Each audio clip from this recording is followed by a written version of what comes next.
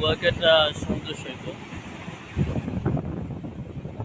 সাগর মহান আল্লাহ তাআলার একটি অন্যতম নিদর্শন সময়ের।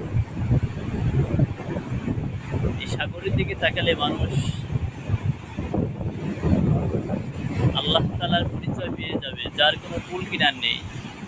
পৃথিবী যে ডিম্ব আকৃতি গোলাকার বলা হয়েছে, সাগরের এই এরিয়ার দিকে তাকালে সেটা আমরা কিছুটা বুঝতে পারব। আমি সাগরের এই জলরাশির দিকে তাকালে মনে হয় যে পৃথিবীর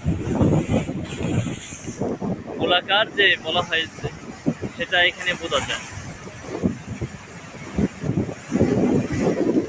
আসলাম গতকালকে, সুযোগ পেলে সাগর পাড়ে চলে আসি। যদি আমার বাড়ি অনেক দূরে, এখান থেকে আসতে বেশ ঘন্টা চারেক সময় লেগে যায়।